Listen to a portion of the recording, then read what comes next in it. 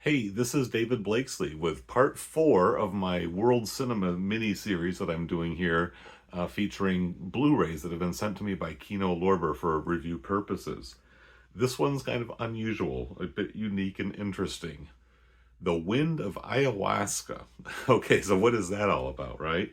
Well, ayahuasca, of course, it's a vine that induces, pretty hallucinatory images and has been celebrated and becoming more widely known in popular culture.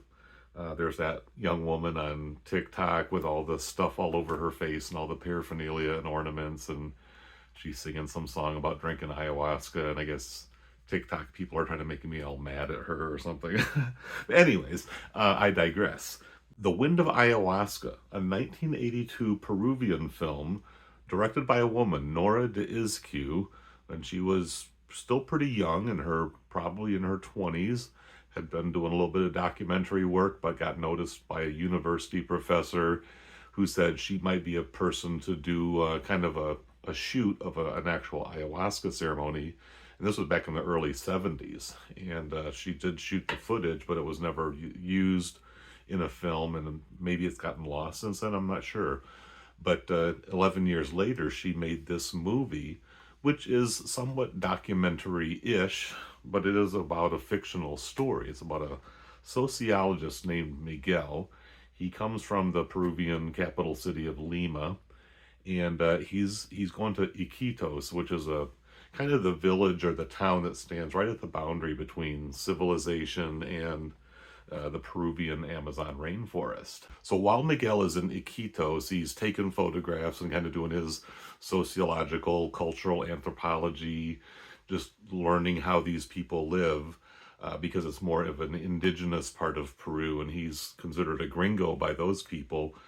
Because he's educated and he's got more European-like type of features to his face and all of that. So, but while he's walking around, he runs across this beautiful young woman named Nexi. She's a native woman, long, beautiful hair, really lovely skin, and nice figure and all of that. And so, of course, she catches his eye, and they begin this kind of interest in each other. Now she's also been doing sex work, so maybe there's more of a profit angle for her. But he seems to really fall for this woman and wants to get into her world and feels himself kind of being pulled into this alternate way of life. And then eventually they have an encounter with a curandero to try to understand each other better, and he wants to sort of see this ceremony. And so there's an actual ayahuasca ceremony from the early 1980s that's conducted by an actual curandero. And they did this ceremony in the middle of the night. The special feature, which is an interview of the director, probably from a couple of years ago, an older woman by now.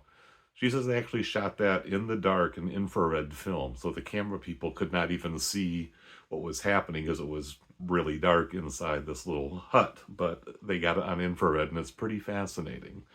Um, and then there are scenes towards the end of the film that get into the, I don't know, the more contemplative, mystical state of mind that the ayahuasca can induce without trying to, get all flashy and bizarre with the visual elements. There are some visionary sequences, but it's in-camera effects. It's nothing, of course, digital or really super psychedelic or anything like of that.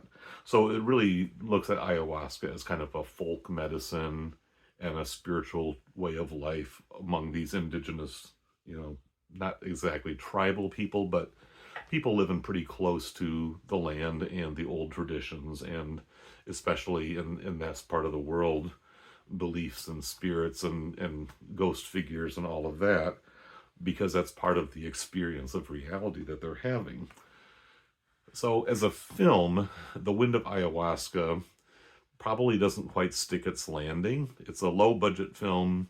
There's maybe only one copy that's been preserved. There's a source copy that they use for this with burned in English subtitles in kind of a fuzzy, blurry white font, a little italicized, stylized. So that's something you gotta have to get over and just deal with. And the story itself maybe drifts a little bit. I've only watched it through the entire time once, but I've watched other pieces of it. And there's a lot of really fantastic scenery of life in Lima, Peru in the 1980s. And of course, real down in the jungle shots of all different sorts. There's a brief trailer, I'll put that in there.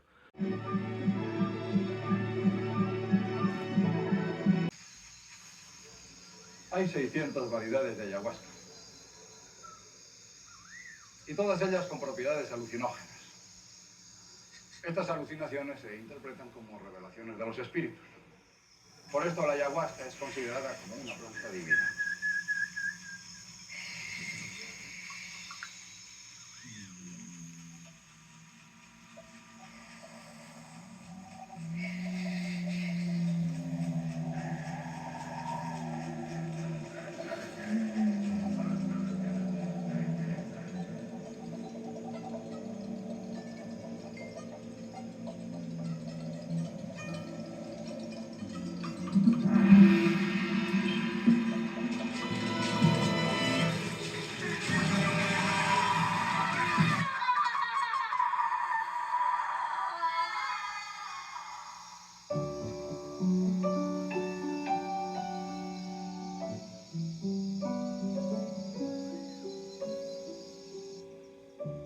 But it's only just a taste of the really exotic flavor and the cultural kind of peek into just another window of how life could be lived. And that's what makes The Wind of Ayahuasca to me a pretty good recommendation. If again you're looking for something unique and unusual, not life-changing or mind-blowing or anything like that, but a very fascinating piece of cinema from a place that you've never, in a time maybe that you've never even thought about.